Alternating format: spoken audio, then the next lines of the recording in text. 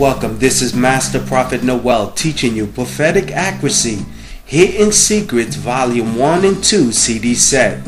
In this course, you will learn the hidden secrets all prophets must embrace if they truly desire to increase their prophetic accuracy.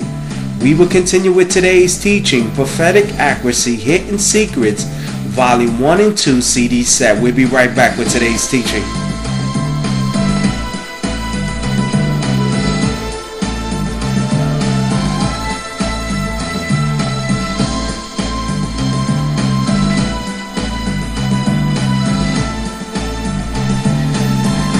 Now, come closer and let me reveal a hidden secret to you that has changed my life.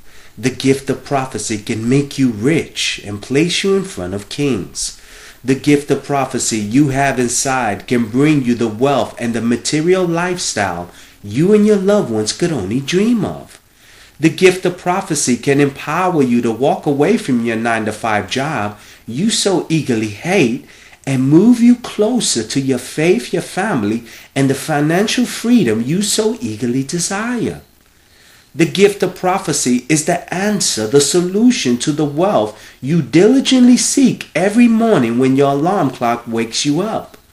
The moment the Lord revealed the hidden secret that lies inside of me and the powerful truth of its ability to give me the financial freedom 3 generations of family members could not achieve, was the moment I began to stir the gift of prophecy to increase my prophetic accuracy. Now the great prophet Daniel used his gift of prophecy to reveal the secrets of King Nebuchadnezzar's dream that brought him great wealth. In Daniel chapter 2 verse 46 to 48, then King Nebuchadnezzar fell prostrate before Daniel and paid honor and ordered that offerings and incense be presented to him. The king said to Daniel, "Surely your God is God of gods and Lord of kings and a revealer of mysteries, for you were able to reveal this mystery." Then the king placed Daniel in a high position and lavished many gifts on him. He made him ruler over the entire province of Babylon. You see, using the gift of prophecy, Daniel revealed the king's dream and was rewarded with great wealth due to his prophetic accuracy. Now listen to a prophetic word I gave to this caller that was so accurate that he was so impressed with my word that he joined my school of the prophets and became a graduate. Listen closely to this prophetic word. The prophet will say, Jesse, is that God is going to start moving you to make powerful decisions. This is going to be a year of decisions where it's going to be between you and God. And I want you to make a decision because God is going to start to plant some things in your heart that you need to follow up with that maybe not everyone in your family is going to understand. They're not going to really appreciate, but you need to follow the unction of God that has in your heart. Some of the things that God is telling me that is going to deal with you, Jesse, is that I want you to contemplate that for 2010, you and your wife visiting the homeless shelters.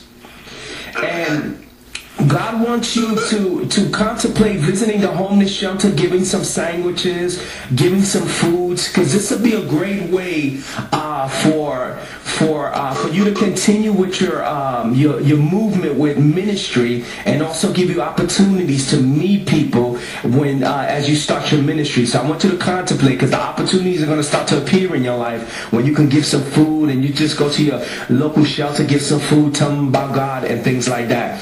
Also, I want you to also keep in mind, you're going to make an important decision about what you're going to do for 2010. Now, let me just tell you some things that you're contemplating that God is going to start to put in your heart. Be very careful because you're going to make a decision that has to do with moving to a closer ministry. And it's going to be something that you're going to be contemplating because there's a ministry there you got your eyes on. Do you understand what the prophet is saying?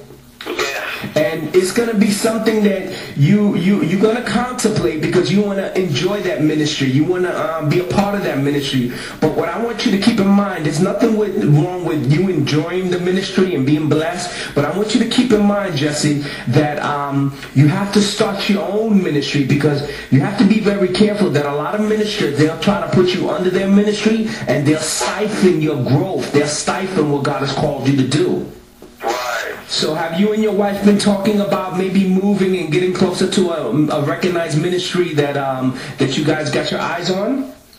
Yes, we've been contemplating moving, and we were saying, we were going to fellowship, but we talked about that too. We would fellowship with other churches, but I remember what you said a while back, and we talked about, not getting too caught up. Yes. The ministry because of that same thing. Yeah, because what happens, Jesse, this is what happens.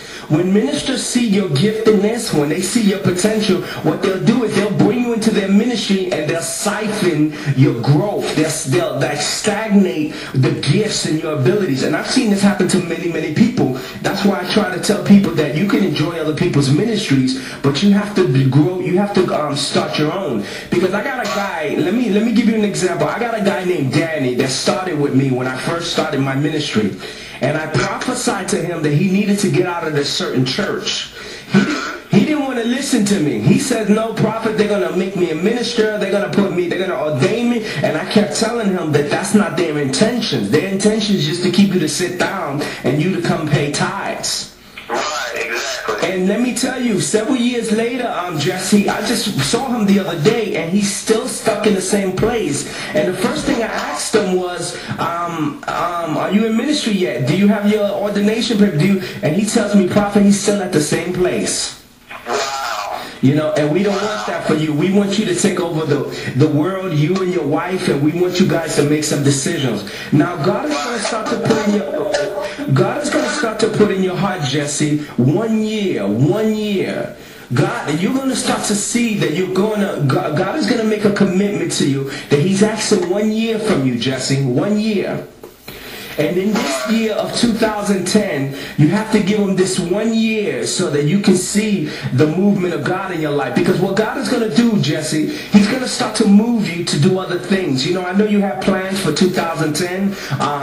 You were thinking about law school. But God keeps saying 1 year. Give him 1 year. Because in this 1 year, Jesse, he's going to move you in so many directions. And it's going to show you that your dependency is not in money or physical opportunities, and your dependency is going to be on God. He's going to move you in this 1 year in 2010. You're going to go with your wife. You're going forward. You're going to continue to work, and then God is going to start to cause new events that are going to start to appear in your life, and it's all going to be in the promise of 1 year.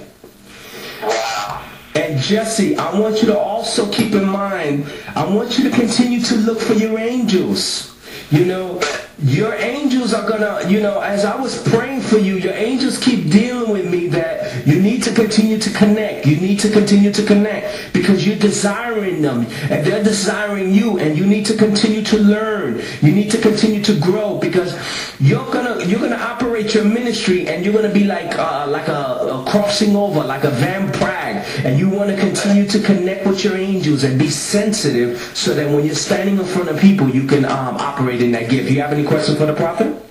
Wow, that's accurate. It's funny you mentioned the thing about the homeless shelter because I had to go for work purposes. I had to go and deliver food to the homeless shelter about 3 or 4 times in 1 week. The battered women's shelter. Beautiful. During the Thanksgiving holidays, and me and the owner got to talking, and I got to meet some of the people. So beautiful. And I mean about the moving situation. That's so true because my wife and I were getting ready to move to Atlanta. Yes.